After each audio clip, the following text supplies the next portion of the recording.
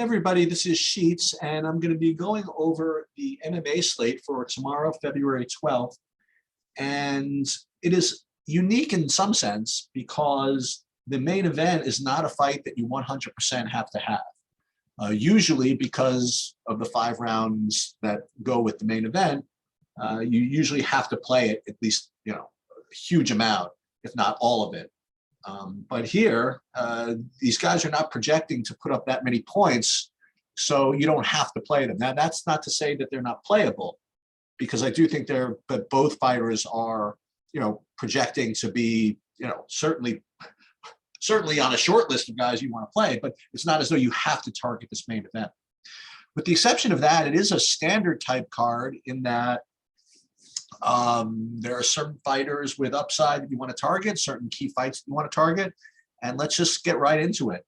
Just as just to recall, the type of fighters we're looking for in these types of slates are either fighters that have just incredible implied win equity based on mispricing.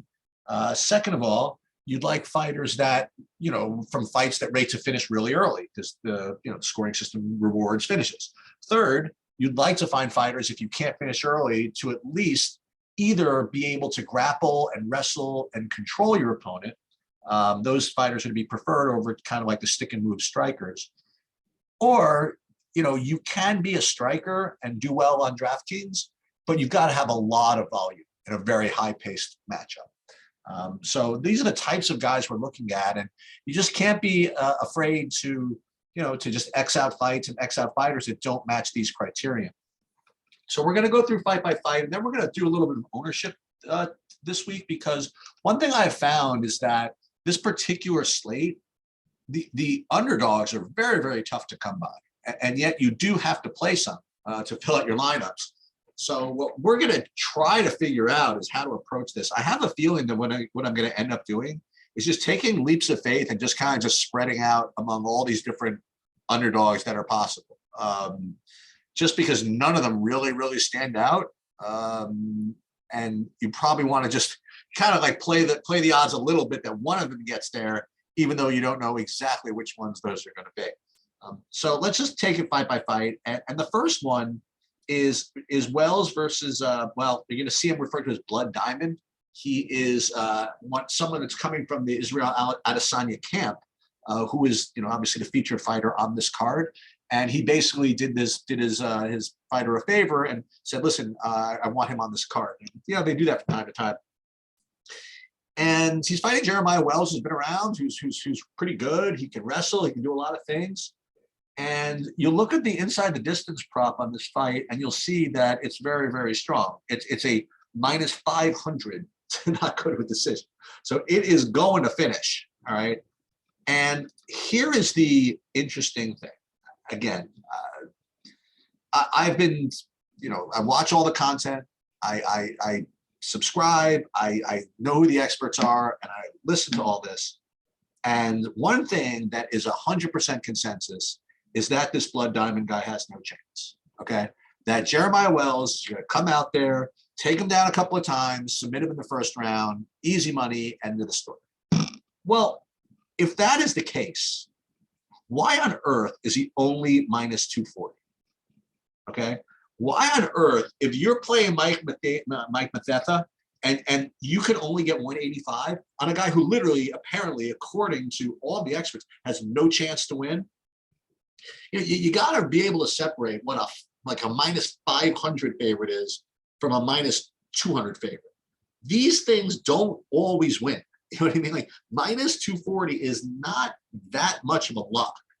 So before you get all nutso and say, I'm just going to lock in Jeremiah Wells, because that's what we've been hearing throughout the industry, you got to step back and just kind of respect the odds a little bit. Someone's playing the other guy, okay? It's not 100% that Wells wins. And if you have a minus 500 inside the distance prop, okay, and you're going to get a guy who's going to win maybe 1/3 of the time, you just have to play him, okay? Do I have any reason to believe he's going to win? No. What do I know, though? I mean, I'm just looking at this, and I see that about 1/3 of the time he's going to win. And of that 1/3 of the time he's going to win, I would say that based on the inside the distance prop, he's going to probably get a lucky knockout almost every time. So you just kind of have to play him as part of your underdog pool. Now, that's not to say that Jeremiah Wells is not a good play as well. I mean, he's priced accordingly, you know, like he's like 9,100. Is that what he is? 9K, 9,100. Let me just take a look. Let me just see. I think he's 9,100. He's like right around there. Yeah, Wells is 9,100. So he's priced, you know, where he's supposed to be. It's not like he's underpriced or anything like that. You could argue that because he has that grappling upside, you get a couple of extra points from the takedowns. But how many times is it you really expect him to take the guy down? If you were, remember, the whole narrative of this fight is that this guy's going to take him down a couple of times and submit him. All right, maybe once, maybe twice. So it's not, you have an incredible takedown upside. Like the point of this fight is not for him to take him down throughout the course of all 3 rounds. And this other dude is not going to make it through 2 rounds. This guy, Blood Diamond, is going to come out and just try to get a knockout. If he doesn't get there, he's done. You know, so I really feel as though, yes, the A side of the fight is certainly Jeremiah Wells, and you certainly should play him. But don't get all locking him in like everybody did last week in a similar spot, where a guy we were just 100% sure was going to come out there, do his business, you know, get your slate off to a great start at 9,100, be done. It's not that easy. Okay. So I do like both sides of this, and I will play both sides of this. So this is the next thing. Morozov, whatchamacallit, against Andrade. The inside the distance prop is incredibly poor. There's literally no reason for me to play Morozov on the side of it. His takedown upside is okay, but not worth just kind of taking a big stand on him in the absence of an inside the distance prop. What I would say is that, you know, similarly, you have Andrade, who is, here's the difference. So Andrade is, again, he's going to win about a third of the time. From a pricing perspective, let's take a look. 7,200. He's priced about right. The only thing I would say is that if he wins, it's not always going to be knocking the guy out. Okay, so that's the only thing that separates him from someone like Blood Diamond. All right. But in the absence of a really, really superstar long shot underdog, I think I am going to sprinkle him. I think I'm going to sprinkle almost all of these 7K guys throughout the lineups. And if you're like, well, that's nice if you can play so many lineups. Well, you know what? I think this slate is one that is conducive to playing a bunch of lineups for exactly this reason. Look, there are probably 2 decent, good long shots, underdogs that we're going to get to, but you know, you can't just go 100% on those as far as I'm concerned. I think you need to spread out in this particular card. All right, so probably not going to play Morozov, probably a little sprinkle of the Andrade. This next fight, Dobson, Malkoun, I think this fight is the one you have to have 100% of. The only reason to not have 100% of it is because of the way your build might come up, because these guys are priced really, really well. They're both like 8K. I even forget which one's 8,200. So you have Dotson 8,200, Malkoun at 8K. And, you know, if you play an 8K, $8,200 guy, the only thing is that, you know, you might end up taking your build to some place you don't want to go. But in the absence of that, I mean, this fight is exactly what you want. So let me just go through this. Inside the distance prop, minus 200. So inside it rates to finish inside the distance, very strong. And you also have the extra bit of that Malkoun can take the guy down a carload of times, right? Malkoun is not going to be the one to knock out Dobson. So this finish rate is not for him. The finish rate is for Dobson. But Malkoun is, you know, in his last fight, well, I don't know if his last fight was one before, he was against a knockout guy, Roxanne, and he ended up taking him down like 100 times and controlling him the whole game, the whole fight. So this is a fight where whoever wins this really rates to be in the optimal lineup. So this is the fight that I really think that you should force it. That's my opinion. Do I have an opinion on which fighter? No. Next one, Ulberg Sharat. Here's another really strong one. You have fight doesn't go the distance, minus 360, extremely strong. And Ulberg, you know, he's priced pretty reasonably at 9,200. He's a minus 270 favorite. Okay, actually, excuse me. Ulberg is 8,900. He's priced less than these other guys I described already. Like comparing Wells to at minus 220 at 9,200, you have Ulberg at minus 250 at 8,900. The only thing that makes Wells even comparable is because of those takedowns. Ulberg still has a good inside the distance prop, even though he's not a grappler. He certainly rates to finish the guy. So I think he's a really, really strong play at 8,900. And Charant, again, same thing as before. Just because he's a 2-1 favorite doesn't mean he never wins. It means he wins about a third of the time. And with that strong inside the distance prop, he's a guy you're just going to have to sprinkle in. It's an ugly thing to do, but in MMA, that's just what you have to do. All right. Ronnie Lawrence versus Martinez. So here's the thing with this fight. Ronnie Lawrence is a grappling machine, okay? He is the guy that, even though you don't have a good inside the distance prop, like you see, it's like pick him to go to decision. His plan is to take Martinez down 1,000 times, okay? And, again, I'm obviously being facetious, but that's, if that's a guy at 3-1 implied odds, and that's, if you have a guy that's 3-1 favorite who's rates to take the guy down a bunch of times, that's exactly what you want. Now he's expensive. He's 9,400. So, but I think that he certainly is a very legitimate favorite.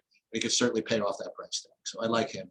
And Martinez, unfortunately, he's actually got a little less of a chance than these other guys. So if I had to pick a guy to not throw in there, it'd probably be Martinez. But when we get to the end of this, I want to show you the ownership to kind of illustrate what sprinkling these underdogs does for you. Okay, Moicano Hernandez. This fight, I don't think we're going to get involved in. This inside the distance prop is, well, it's good but not great. Fight doesn't go to decision minus 165. So I guess it's literally just fine. Okay. You don't really have a big grappling upside for either guy. So if you want to target this fight, I would only get to this one if you're playing, either playing a bunch of lineups, or we could get an ownership discount. And we're going to get to that in a minute. Grisham, William Knight, inside the distance prop, only a pick 'em, not great. Grisham does have some grappling upside, so I could sprinkle him a little bit, but I'm not going to take him for William Knight. Snell and Perez is canceled. Casey O'Neill, Roxanne Monteferri. So this is, for me, I'm not interested in this because you have Casey O'Neill, who's 9,500. And although she's 4-1 favorite, the inside the distance prop is extremely poor. You have basically pick 'em. You actually have favorites go to a decision. I can't do that. I can't pay 9,500 for a fighter that doesn't have incredible grappling upside or incredible volume that rates to where the fight doesn't even rate to finish. That's not my deal. And Roxanne Monteferri, again, 3-1 underdog. If you need it, I really don't have a problem with the sprinkle. If you want to know the truth, on a card like this where no big underdog stands out, it's a tough one, But we'll look at ownership and show you why you sort of, I don't say have to do it, where it's kind of worth doing. Arlovsky, Bandera, atrocious inside the distance prop. I want no part of this fight at all. Bobby Green, Hasbara. This one again, another one inside the distance. No good. It rates to be like a 2-1 favorite to not finish, which means we want no part of that. All right, Kyler Phillips against Rojo. You have a 4-1 favorite, but the inside the distance prop, how is this? It's minus 200. All right, so that's kind of okay. So you have a incredible win odds. You have a good inside the distance prop. So you have Kyler Phillips. He's priced though at 9,400. I just feel as though some of these other 9K guys have just as good of a chance as Kyler Phillips to get there. And when we go through ownership, you're going to see how we prioritize this. Rojo plus 3-1. He better be like 6,600, 6,700 for us to consider playing him. And even so, he better be really, really low owned. But if he is, we'll take a shot. All right. So we're going to get to these three key fights here. These are like the three big fights, which everybody's going to kind of talk about. And they're all going to be probably pretty high owned.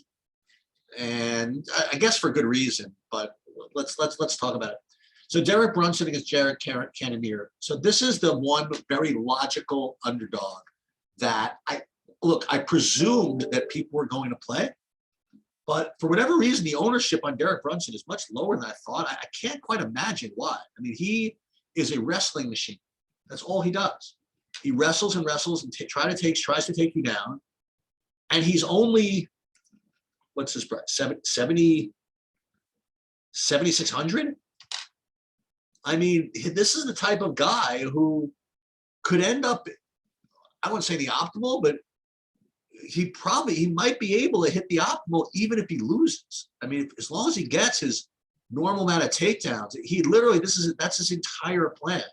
And he beat Kevin Holland that way. He's like 5 in a row with this exact game plan, some of them as the underdog. So I don't know why he's not extremely chalky, but we'll get to that. But I think that he is like clearly the logical one. You know what I think it is? There's been some narrative that's going around where he basically came out and said he's just got a couple of more fights in him and then he's done.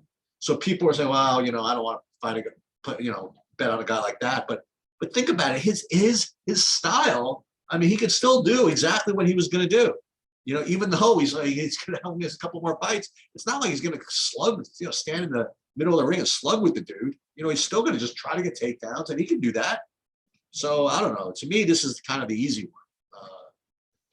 Jared Cannoneer, inside the distance, barely a pick 'em. I don't know, man. I don't want this. I don't want the Cannoneer side of this. Derrick Lewis, Tui Tuivasa. Okay, so this is a fight with a ridiculous inside the distance prop. It's like a minus 500, right? And you got these two heavyweights that are priced, I don't want to say that close to each other. One's 87, the other was like 75 or something. So, I mean, you just have to play this. And the good thing about this is that I actually feel as though that Tuivasa, even though he's a knockout guy, I don't think that his path to victory is by standing in there with Derrick Lewis. I think that he could actually win a decision. And that's actually kind of an interesting, do you guys want to prop that? Because this is my first MMA prop bet. Well, you know what? I'm going to do this just for the hell of it. I'm going to, you want to look at this? I'm going to come back to it. No, we'll do it right now. Hold on.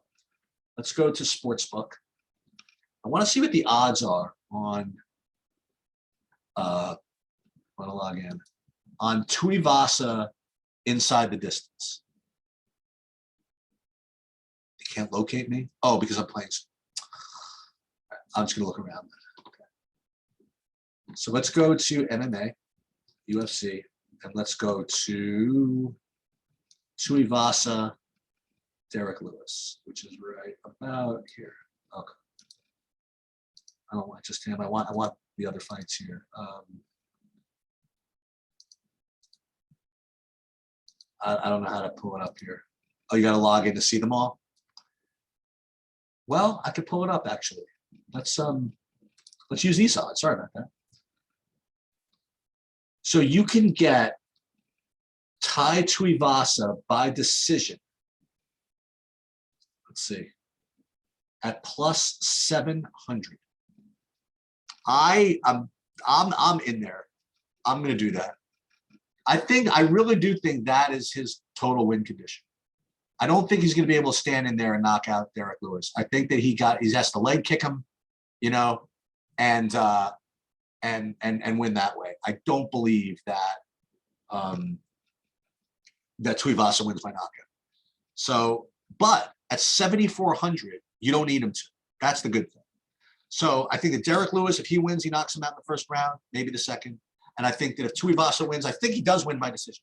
But I feel as though, whatchamacallit, I do think you have to play both sides of this fight. And Adesanya, Whitaker. This is actually another fight, by the way, where I can't find somebody who's going to take Whitaker. And he's only, well, he's plus 2.2 to 1, and I can't find a soul that wants him. So I don't think that Adesanya is a lock or anything like that.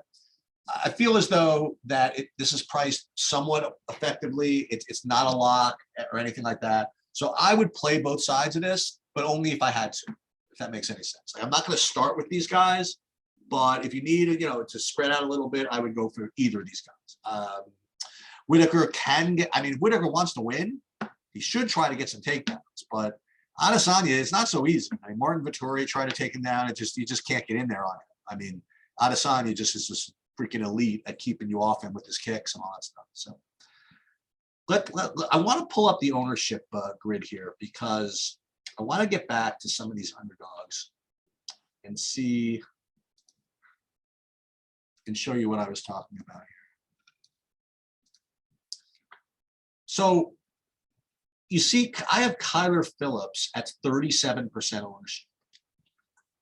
I would rather not do that, okay?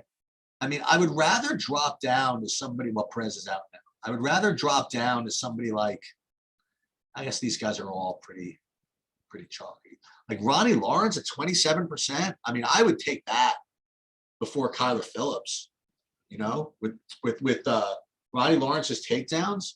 I would try that for sure. But what I really wanted to show you are these underdogs, okay?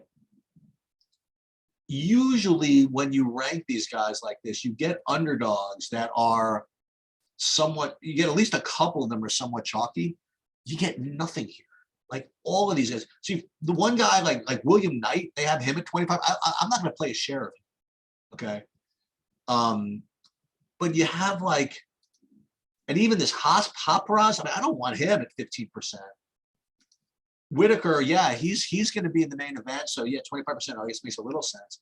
But look at these guys that we alluded to earlier, like Blood Diamond, 12%. Brunson, I don't get that, 15%. Sharon, 5%. Like all of these guys, like Rojo, 6%.